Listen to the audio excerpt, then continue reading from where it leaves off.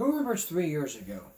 3 years ago, when the pandemic hit and everyone was in quarantine, schools had to decide to do virtual learning by a thing called Zoom. And at that time, there was a thing called Zoom bombing, where everybody would jump into classes and do all kinds of stuff. 3 years ago, during that time, we did a Give Me a Break investigation into Zoom bombing.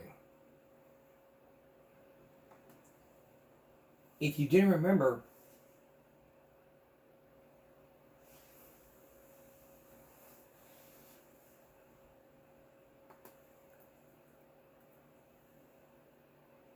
for those that don't remember, here's a preview. Here's a portion of our episode. Welcome to the show. As you recall, last week we did 1 week Give Me a Break investigation into Zoom bombing. If you guys don't know what Zoom is, it's an online classes for people to join, to where they communicate with their students. And that is what most people have been doing as school districts come up with a plan to communicate with their students using Zoom. But Zoom is under attack from hackers known as Zoom bombers. And in our investigation, we looked at 3 YouTubers. 4, there's one I couldn't pronounce. We looked at 3 YouTubers who did this, and the names are Zachary, Jack Doherty, Dom Tracy, and number 4 I cannot pronounce. One has been arrested, and this is what the article says. He was arrested, but they couldn't hold him up in handcuffs because he was a juvenile. He was like 17 or 18 at the time. He was 17, and at 17, he could not. The police couldn't talk to him. They couldn't ask him any questions because he was under the age of 18. And prior to this investigation, I asked Jack if he would come on the show to tell me his side of the story. He did not respond to message emails. Nor did Jack. Nor did Dom and Zach's. So that leads me into the hole. That was part 2. Here was part 1. This was about a month after the so-called pandemic. Welcome to the show where it's in your face topics that you can't miss. Now, let's talk about the coronavirus again, because as we can tell, this thing is booming.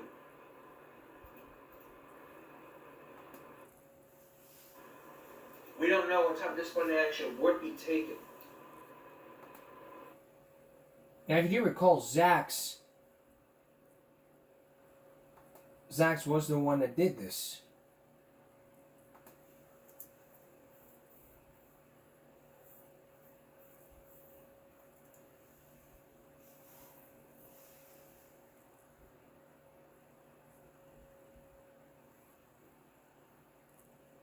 Here is what Jack Doherty presented.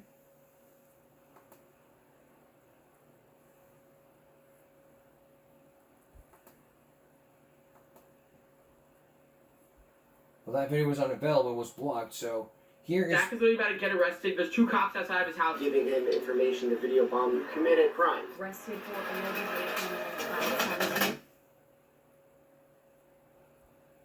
So let's go to Zach's channel for the clip by Jack Doherty. For my mom to get here. I swear to God, they literally knocked on my door, police. I swear to God. Yes, they are. They're in cop outfits. They're in a white SUV. Because at first his sister thought they were intruders because they weren't in like a police car. They were just in an SUV, and they were in like low-key cop uniforms. And there were no sirens on top of the car, only lights in like the front like window part. And yeah, it just looked like a casual car with just 2 men, so it was like really sus. But yeah, guys, then his parents came home, and then they started talking to the detectives, and Zach got that all on video. So I'll play that for you guys right now. This is huge. Drop a like before we even get into this, guys. This is insane. Please show some love. This is absolutely insane. We're gonna blur the face of the detectives just so we don't get in trouble, even though I'm pretty sure we're legally allowed to film them because it was on Zach's property, so yeah. Him along with another juvenile time there giving him information information, the video bombed the Madison classroom, and that's why Madison public schools had to shut down the YouTube Zoom. For Madison? Yes. I don't know if you got the update yesterday. They're no longer I got using the Zoom update, but I didn't know why. because of video bombing. And the video bombing was from his associate on YouTube. My friend? Yeah. Alright, so basically, You're a juvenile. Can't talk to you. you can't? That's the law. Okay, that's alright. I can't ask you guys like questions though or anything? No, Nothing? you're a juvenile. We're here to talk to your mom. And I told you, Zach, you know what? I told you not to do this. And I said, when you get in trouble, that's it. Did I say that or not? I know, the video was made, it was all made for entertainment purposes. Did you guys see the video that was on another person's account or on my account? I'm not going to answer your questions. What did he tell you? Where did he see the video? Where did they see the He video? got a complaint from a New York school, he said. Someone from a New York school. So he saw you on a New York, at least you saw him on someone in New York. He has a video up on YouTube. All of the teachers that reported off of him. Right. And then his associate on YouTube has a video of you on FaceTime. Really shows you. Giving him information to get into the Madison one, which led to Madison Public Schools. Yeah, I did. My friend, like, this is like his living, this is what he does. He makes it for entertainment. This is for entertainment purposes. I know by all means it's not right, but... You shut down the educational process. You committed crimes, and we're going to issue a summons for these crimes right now. Okay. So, to recap, I remember, Zax was charged with the computer crime of the fifth degree, conspiracy to make a computer crime of the fifth degree, and breach of peace. If he was convicted, he would face jail time, or juvenile time, depending on his age. He was 17 at the time, and he's now 18. We don't know what's become of him. Coming up, Jack Doherty calls the detectives. And still ahead, our focus. Parents arrested for truancy. It's a classic. Stay with us. If you guys remember back in April 2020 during the COVID-19 pandemic, we focused on Zoom bombing. We had a 1-week investigation into Zoom bombing. It was to where kids would be in virtual school via Zoom, and people would just jump in and not realize what the heck was going on. One YouTuber in particular was caught using this, especially another YouTuber, Jack Doherty, Dom Tracy, and there was a fourth one I couldn't pronounce.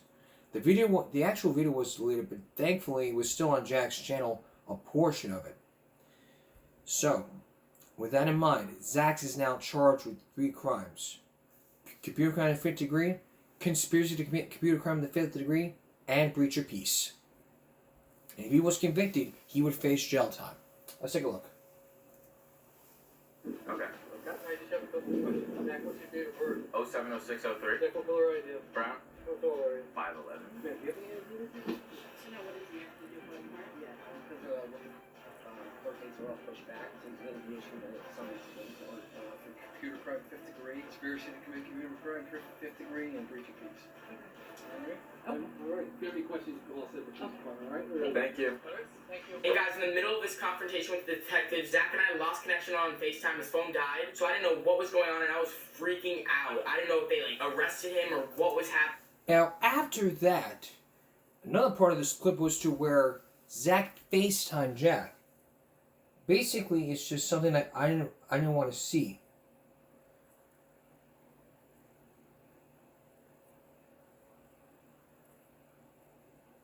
But there were all a bunch of articles about what happened. So, here's another clip from Jack's channel. Part on my phone in Zach's area. Complete privacy, obviously. So yeah, guys, here's that clip. Alright guys, so I'm about to call the police department that's in Zach's area to see if I have any charges against me. But yeah, I looked up the police department on my phone and I'm about to call them because I'm so interested to see if I'm going to be in trouble or not. This is actually the scariest moment of my life right now. Hello, I'm calling to see if I have any, charges against me. So basically today, my friend got in a lot of trouble because, you know what, the Zoom is, the school, how the school switched to Zoom? So he was, rating a bunch of classes and stuff, and we have, YouTube channels and everything, and so we were both doing it, but today he had 2 detectives show up to his door, and he basically got in, a lot of trouble for it, and I just want to make sure, I'm not in trouble for it, you know? Is there a way to look me up in the system, though? You can't? Okay.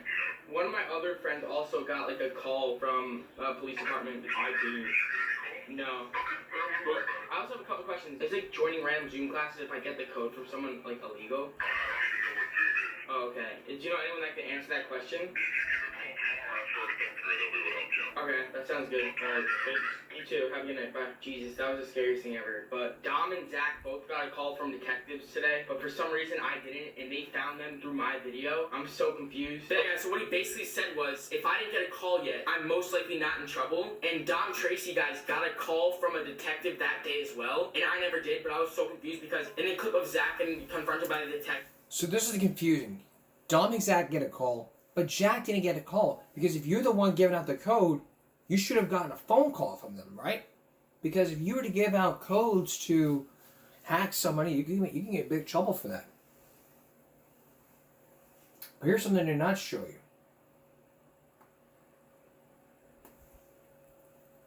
Remember I told you when Jack called the police department? They told him to call his father. Talk to his father.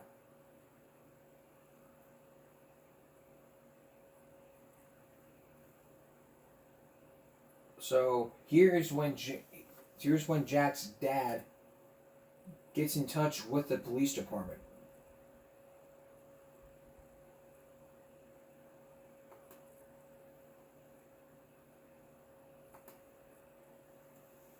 My name's Jim Mulholland. I'm a sergeant with the Madison Police Department.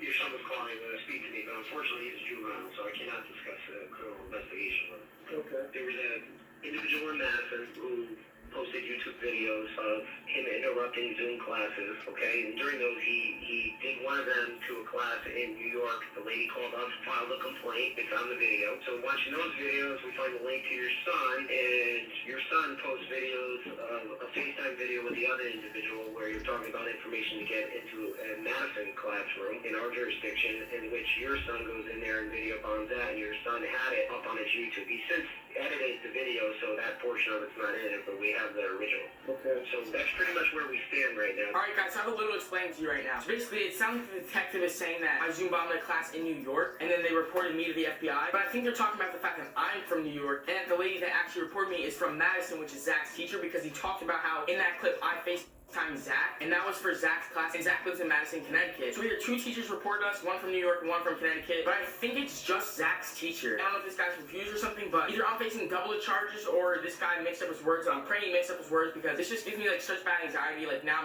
I'm so screwed. Yeah, I just wanted to clear that up. I'm pretty sure the lady that reported us is from Madison, Connecticut. That's how all this started. So many questions are in my mind right now, but I'm gonna keep watching with you guys. So here's the rest of the footage. I'm not the one that really viewed your son's portion of the video.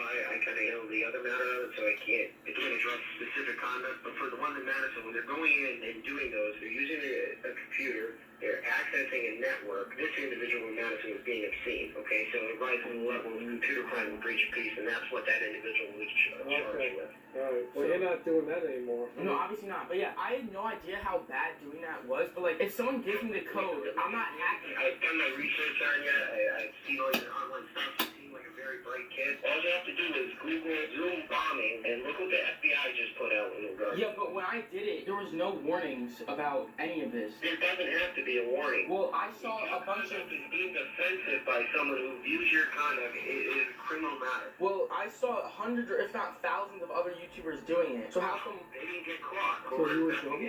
I don't know, that's... Can you ask? So is Jack in trouble?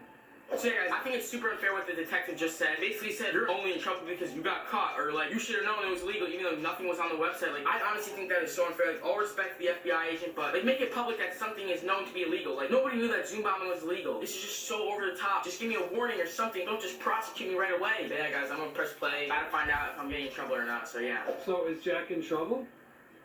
Yeah, at this point, one of my investigators is still working on the case. He's going to wrap up the investigation, and they'll be submitting a juvenile arrest warrant in Connecticut for your son. Really? Yeah, and we've arrested kids from Nassau County before for other computer-related crimes. Generally, what happens is the judge approves the warrant. It's not like a physical arrest. We're not going to come take him away in handcuffs. We've met people, honestly, off the ferry and handed them a summons to go to court that day, so you just get off the ferry, go to New Haven, go to court. He's still got to finish his investigation, write it up. Unfortunately, due to COVID, the situation, our juvenile courts aren't really doing much except arraignments, and it could be a while. So yeah, guys, I'm hoping all this goes over smoothly. Like, I don't want to go to jail. Like, I don't want that to happen, you know? They're getting an arrest warrant for me, but they're not necessarily going to take me in. But like the cop said, if you would have Googled Zoom bombing and look at what the FBI has put out, you would do a lot of your homework.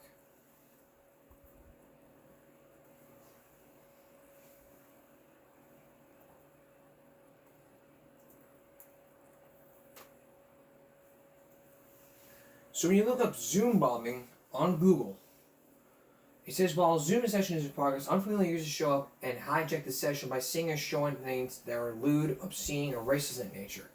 The compromised Zoom session is then typically shut down by the host. So in this case, when Zach and Jack did the Zoom, the teachers had to shut it down, and the math teacher filed a complaint. Well, Zach was from Connecticut, and Jack is from New York or New Jersey. So when you put 2 and 2 together, Jack FaceTime from Connecticut, and it's like a long distance from New Jersey to New York. But is it illegal? According to the Computer Fraud and Abuse Act, it's a criminal offense to access computers without authorization. In the same sense, access to video media you do not have authorization for makes Zoom bombing illegal as well. So to answer that question, yes, it is illegal to Zoom bomb. But no one knew what the FBI put out. Other YouTubers did not get caught. So when you go on YouTube and look up Zoom bombing,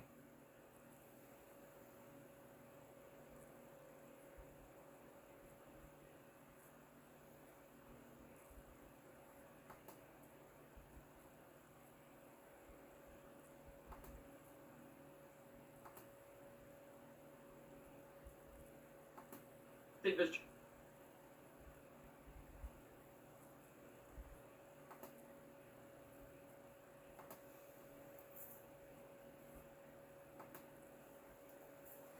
So when you look up Zoom bombing on YouTube, Zoom bombing prank, people think of it as a prank, like a joke. Listen, this is no joke. This is what the FBI has put out, and the FBI knows what they're doing.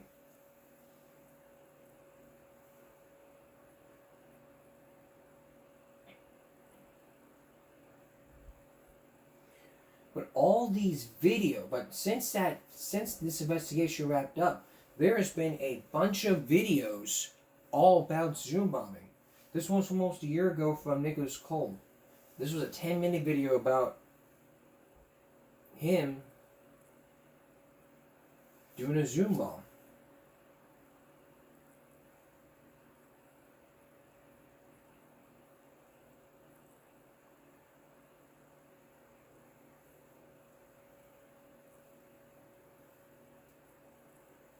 So, yeah. Since the investigation, there's been there have been more videos all about Zoom bombing. The latest one was from 1 month ago from Matt Raymond, a 13-minute video to where the camera raged. So, if there's one thing that common sense tells us,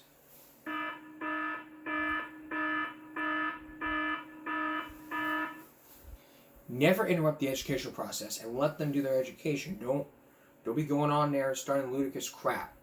That's going to get you in trouble, and you may wind up in jail or in juvie. Especially when parents are charged with educational neglect. Next, parents arrested for truancy. It's an issue we focused in on for a bunch of years, and I consider it a classic. Stay with us.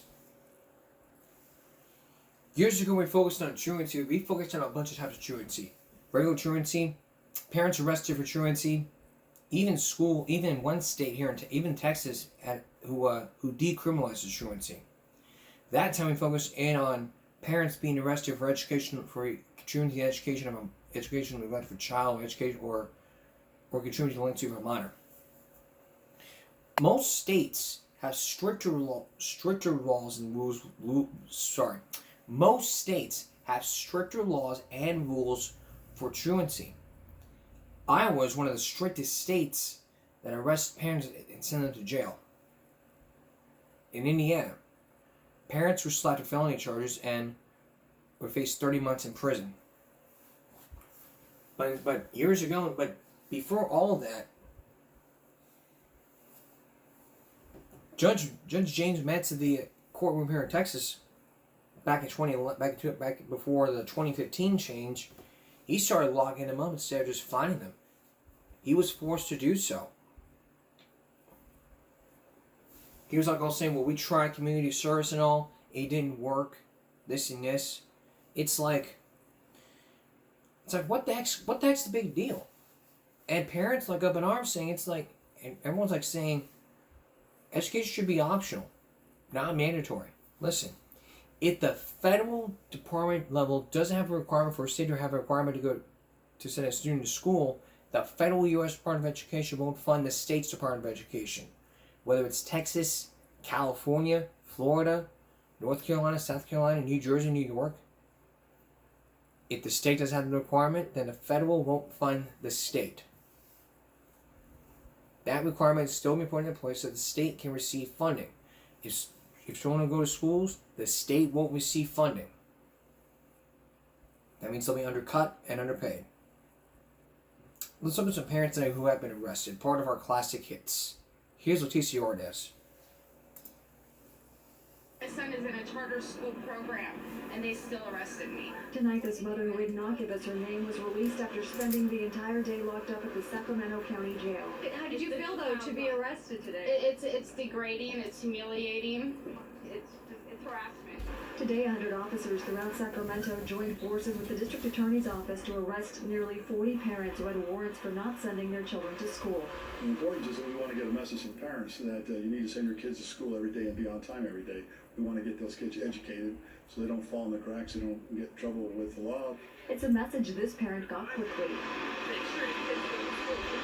When she was released from jail this evening, she was too upset to talk.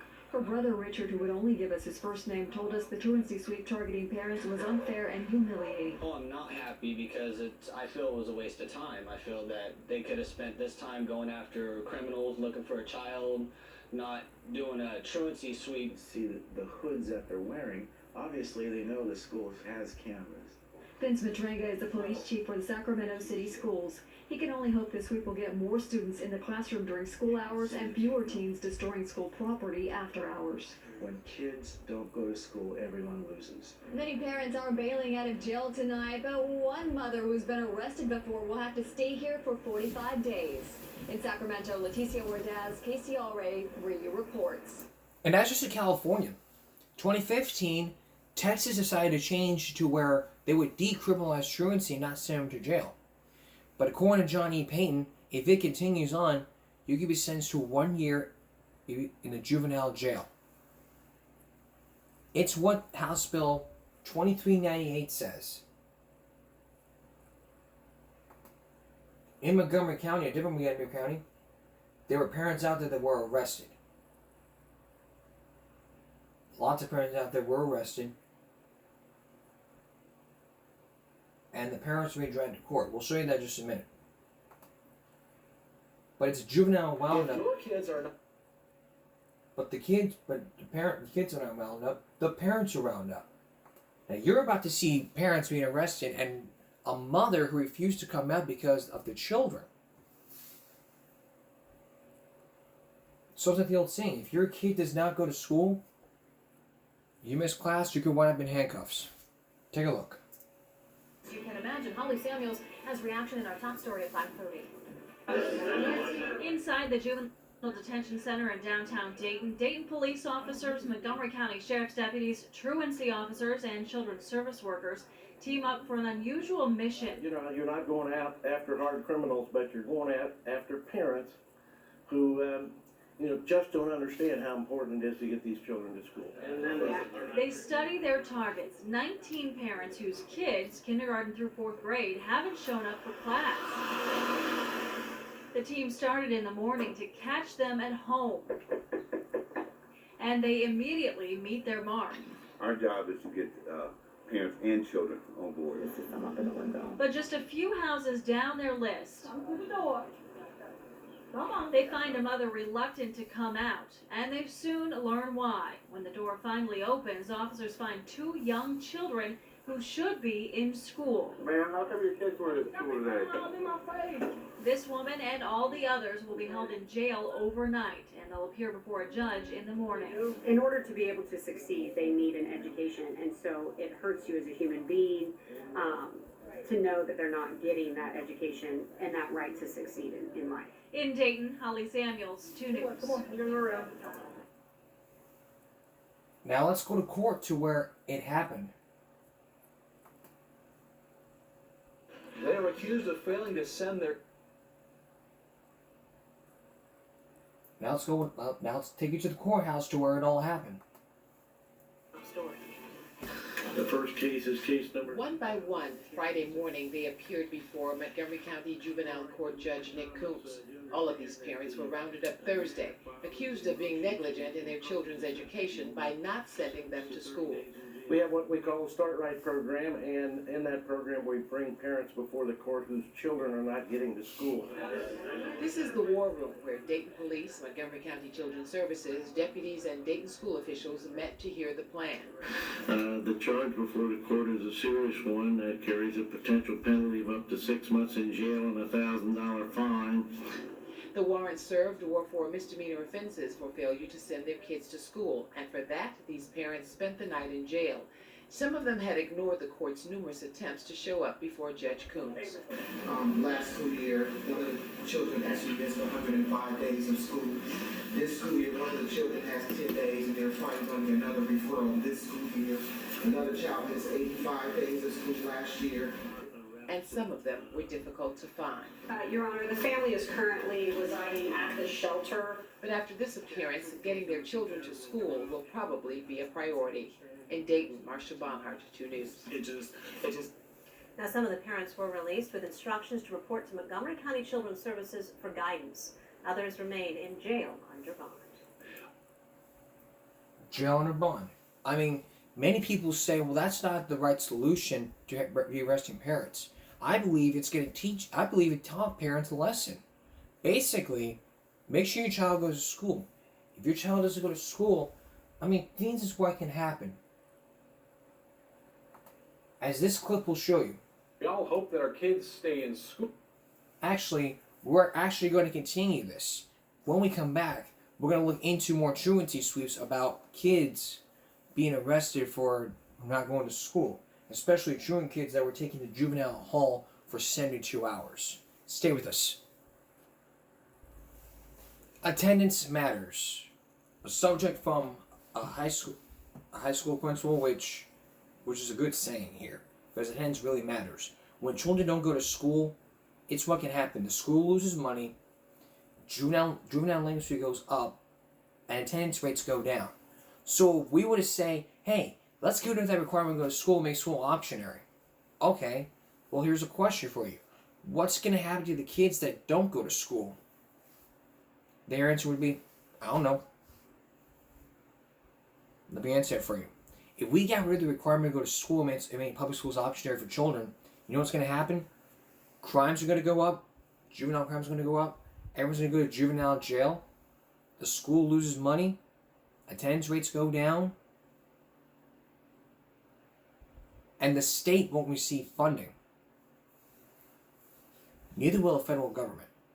So it's on police to pressure kids to go to school. Here's Lauren Etlinger. 3 Kern County Police Departments teamed up and set out to talk to students who miss school on a consistent basis and find out why.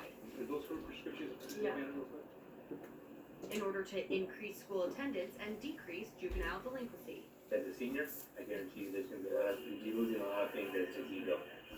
So don't mess up that year. When kids are not in school, then statistics show that they're participating in negative behaviors. Police!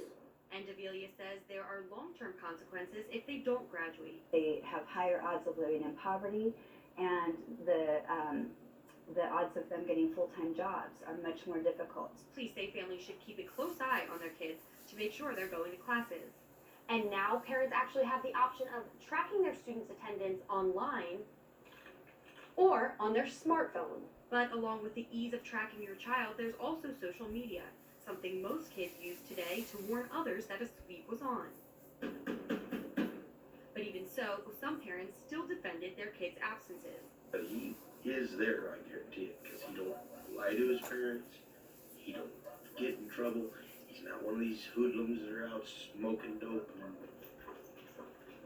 Bottom line, kids, The best place for students is in school all day, every day.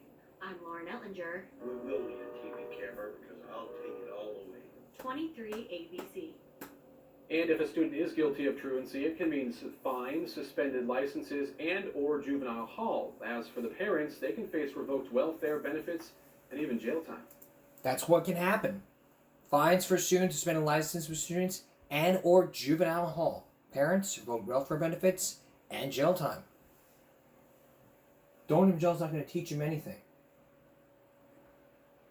If a child's habitually truant, it's what can happen. 72 hours in juvenile hall. This is what happens if your child decides to play hooky one too many times. You're about to see some kids who wound up in juvenile hall for a 3-day week for the remainder of 3 days.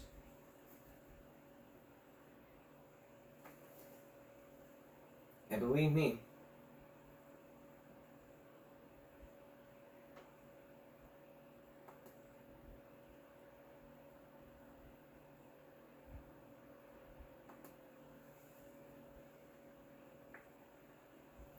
it won't be a sight to see. Take a look. Take a look at the full clip. Stay in school. That is a message most kids are all too familiar with, and it is a phrase that carries some real weight with BPD. 23BC's Lindsay Adams shows us what happens if your child decides to play hooky one too many times. What do you do when you don't go to school? The School Attendance Review Board and Bakersfield Police are cracking down on students that are habitually truant. All of the students today have not listened to not only the law, but have not listened to a Superior Court judge. Police say it's important to keep on going to school because if you don't, well, you could end up in juvenile hall. Show myself in the Sam Ocean 4 and I'll BHS attempt to locate. Some students who have missed, I have several students that are going to be there this afternoon that have missed really the entire school year. The students taken into juvenile hall have failed at least 6 intervention steps with the school district. I know there are some kids that have to go back to juvenile hall, but most of them understand that we're not playing around, that they need to be in school. But the time in juvenile hall is well spent. The kids are introduced to mentoring groups and programs with former probation officers. Teaching personal responsibility to make sure that this behavior doesn't continue. And then a local group from Stay Focused Ministries have been involved for the last couple of years. Police say the kids are booked into juvenile hall on Fridays and are released on Sunday. The truancy sweeps are held every month. In Bakersfield, Lindsay Adams, 23 ABC. That's how it begins. These truancy sweeps begin with kids and the parents. So what's everybody's excuse for not sending their kids to school? I mean, one mom was jailed for the child's absences.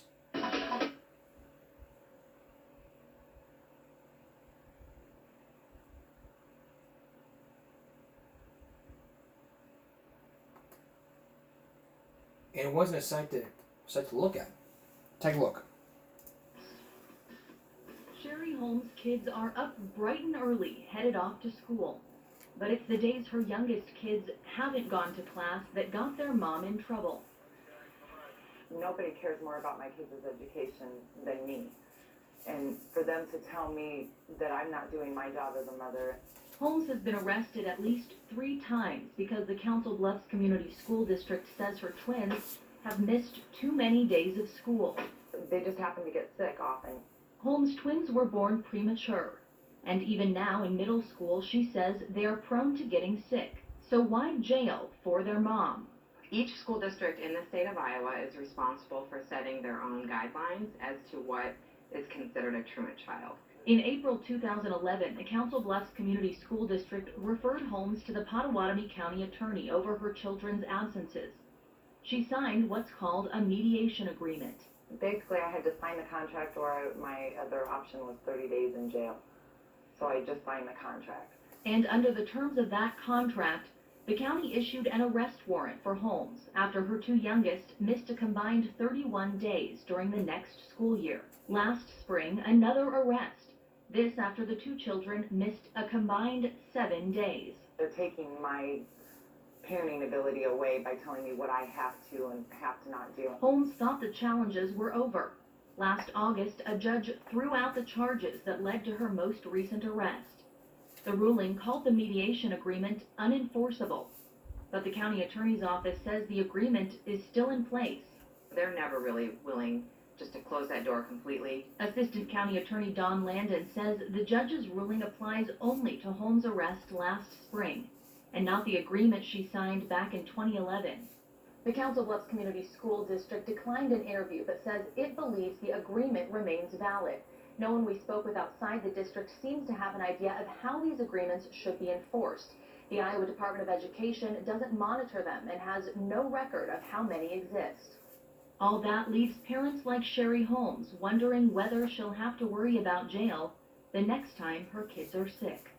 I'm just fed up with the whole thing because it's just not a, I'm not on the contract anymore. That I have a court order that says I'm not on the contract. Reporting in Council Bluffs, Alexandra Stone, KETV Newswatch 7. Holmes' lawyer says their next step would have to be suing the school district. The Potawatomi County Attorney's Office says it received 134 referrals from the school district in 2014. It's what can happen. And when COVID-19 hit, truancy was on the rise. And I think you remember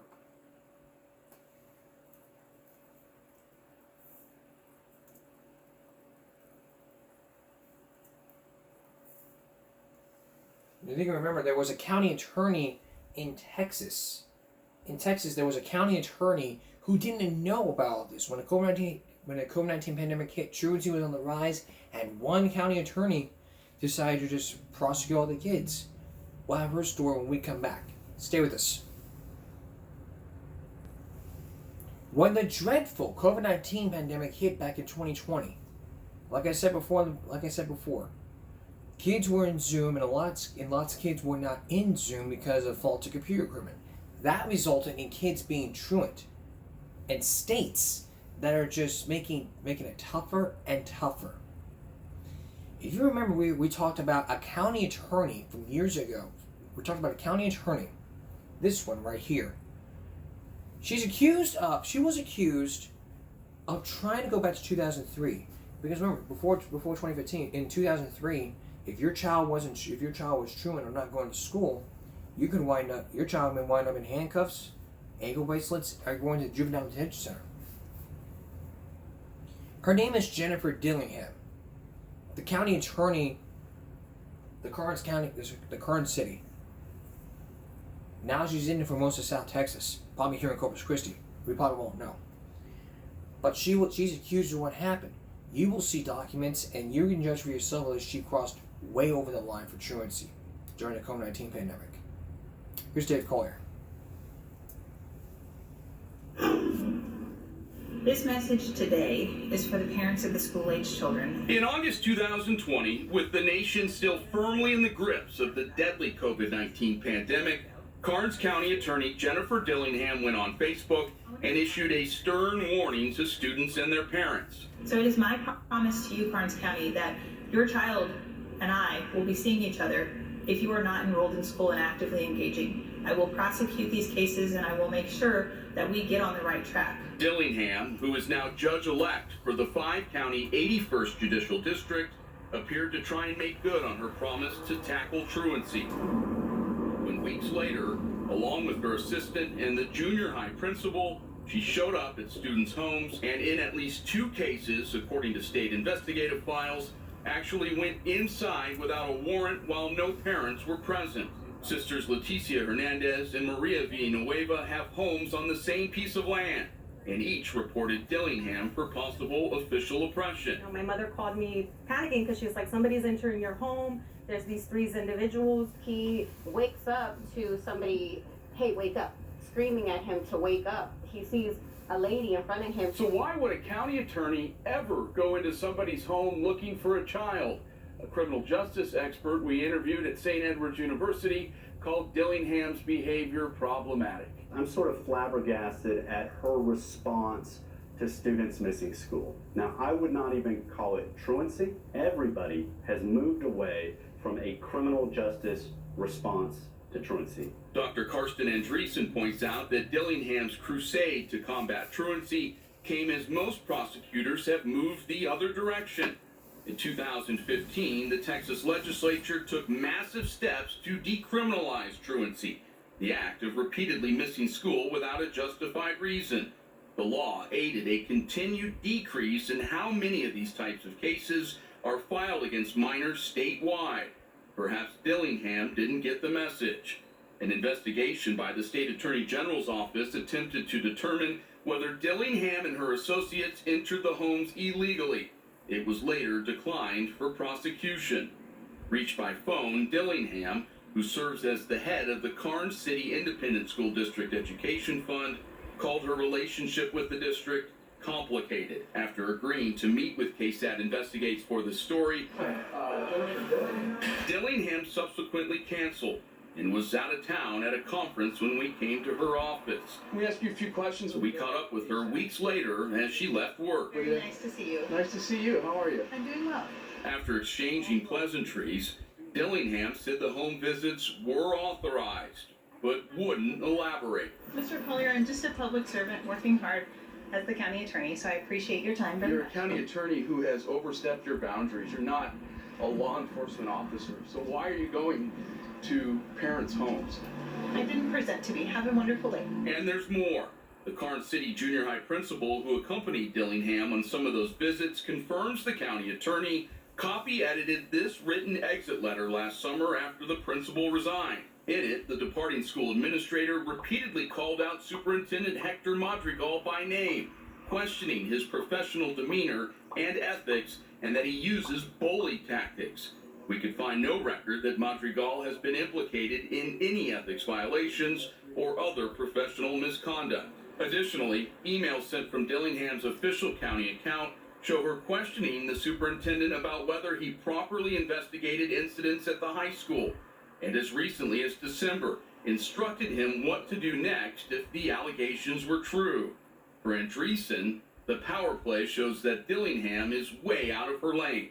Based on what you've read, does Dillingham have the right mentality to be a state district judge? I don't think that she has the judgment to be a district judge. Somebody that has, taken a little bit of power from the county attorney and tried to sort of play kingmaker in the independent school district, has sort of tried to prosecute children and their parents for difficulties during COVID-19 with school attendance and logging on to schools, is not somebody that has the temperament to be a district judge, in my humble opinion. For KSAT Investigates, I'm Dylan Collier.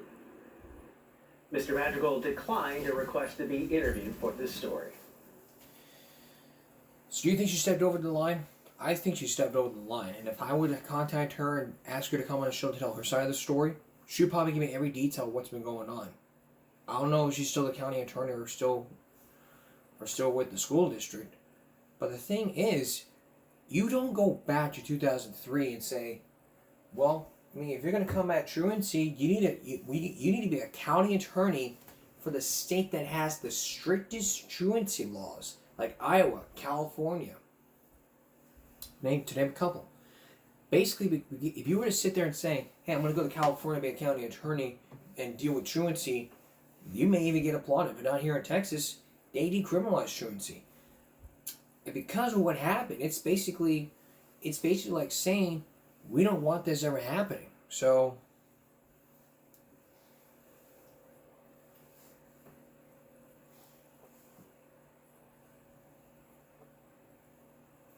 basically it was all like, hey, I don't want to deal with this. It's basically, hey, I'm going to go back to 2003, and there ain't nothing you can do about it. We'll be right back. One more case about parents arrested for truancy. These two had let their kids miss a bunch of school. You really don't often hear, when you watch the news, you don't often hear about parents being arrested, but when you do, you shake their head saying, what are these parents thinking not getting their kids an education? If you're a parent, your job is to make sure your child goes to school all day, every day, unless there's a doctor's note or you're at a funeral home. You have to provide them with a valid note. Period.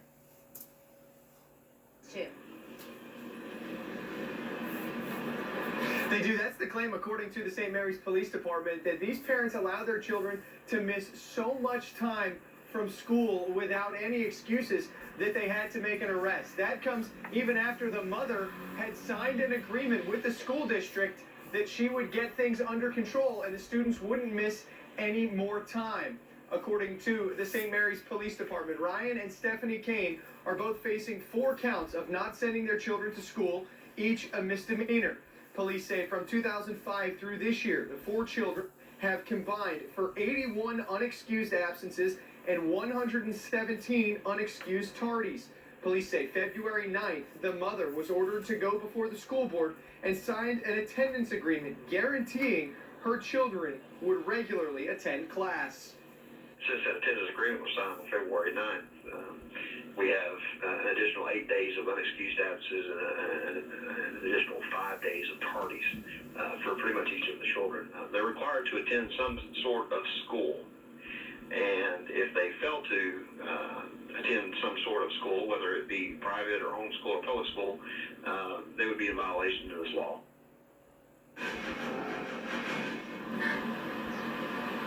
We went by an address listed for the family last night to try to talk to the parents. A woman said from behind the door that they were not interested in talking. According to investigators, the reason the parents gave to the school district for why the children were missing so much school time was because they didn't have a working alarm clock. A working alarm clock? Give me a break. You're required, let me tell you, like I said before, if you are a parent, you're required by the laws of your state to make sure your child goes to school. There are laws, there are rules. Your child's required to go to school from the ages of 5 to 18. In this state, it's 5 to 19. You don't owe your child anything. Your child's job, get up in the morning, get dressed, go to school, sit there, do the work of everybody else, and turn it in. Or the child is truant and you are negligent. And homeschooling, you want to do homeschool? Okay. You want to do private school? We'll get into the budget. Put another mortgage on the house and freaking go do some homeschool. Which I would not recommend. But if it's your choice, then it's your choice. Try to understand. Education is very important. Our children need that education so they can just go out and get nice things. Like a car. And that just leads us to our common sense alert.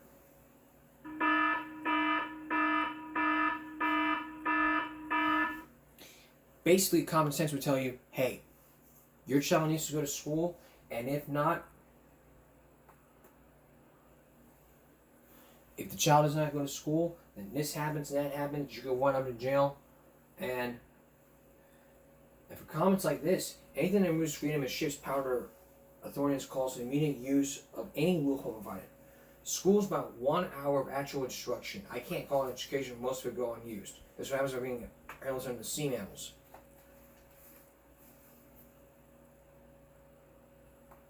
Alright.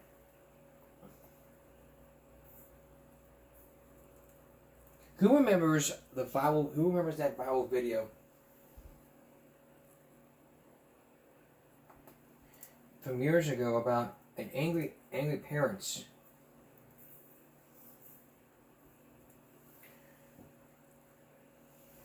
the school was confronted about what happened. That was 4 years ago. Take a look at the full clip.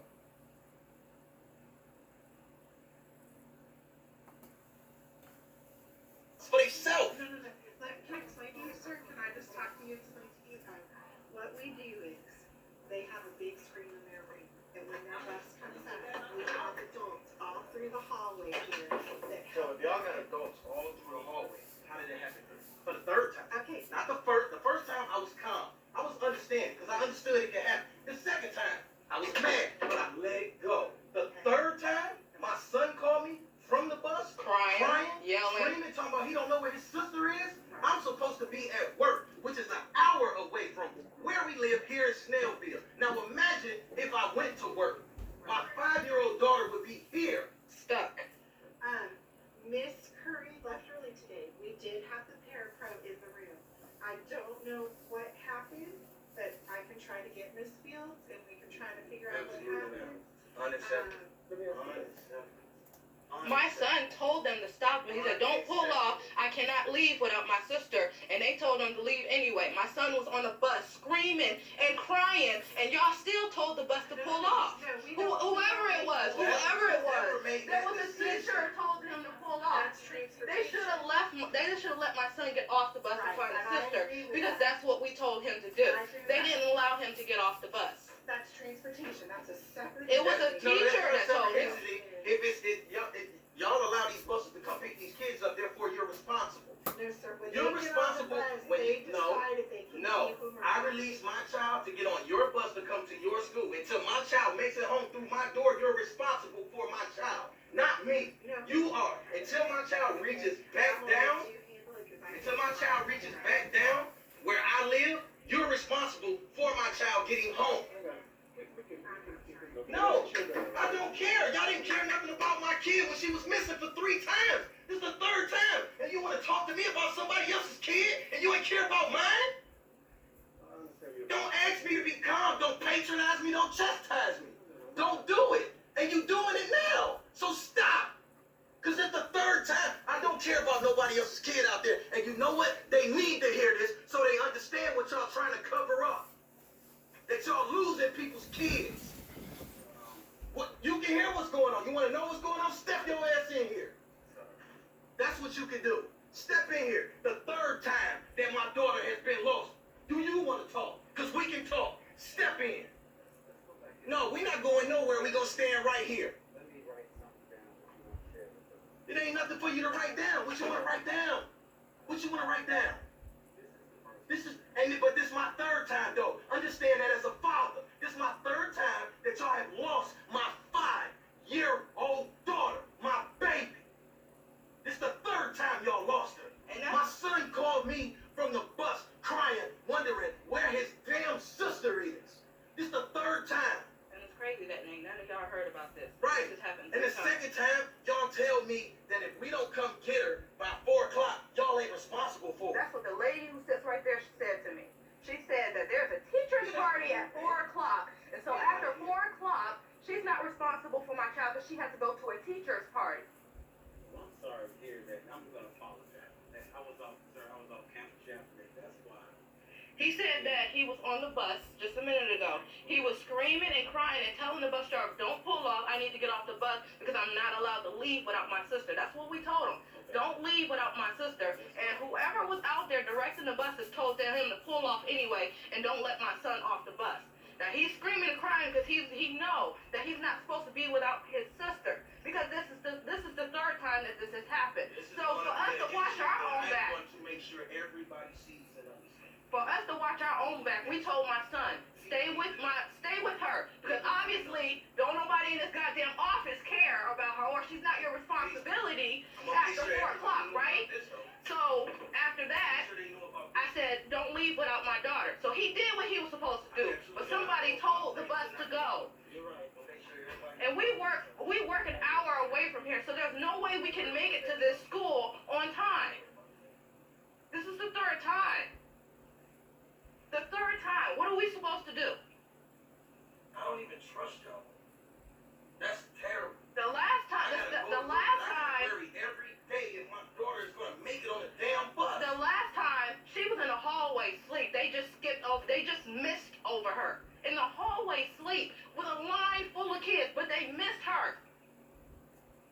The first time she was wandering around the hallways on the side where the parents pick her up, and she never been on that side of the hallway. So who is watching our child? Nobody. Ain't nobody watching these goddamn. They shouldn't have to come to school and be scared. She comes to school and be scared.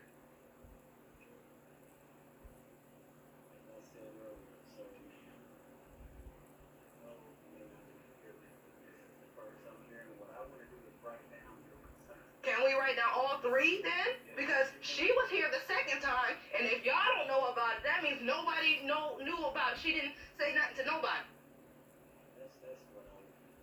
They're doing their own thing. And they trying to cover their own stuff up. They covering their own stuff up because y'all supposed to know about every single thing that happened to every single one of these kids in here. You can't expect no parent, especially in my predicament, to come in here and be understanding after this shit done happened 3 times. I was nice. Now what if the next time she done got in somebody's car? What if the next time she done got on the wrong bus and nobody know where she is? But one time was too many. I agree with you.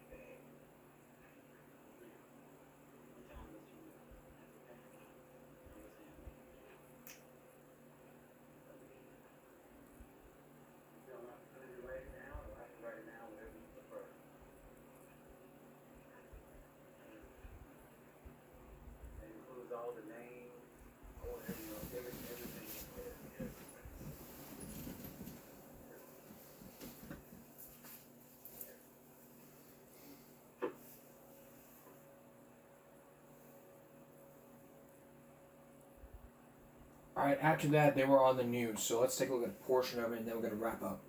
Put 5 new details into what investigators are calling the largest case of Medicaid fraud in Georgia history. It's an exclusive story we first told you about last week. 4 people were arrested, and investigators allege the woman who runs the Wishes for Me Foundation was stealing money from 23 of her disabled clients. CBS not met with officials since that day, and they're also telling me they're still waiting on a public apology. You have seen the video. It has gone viral. Well over 2 million views.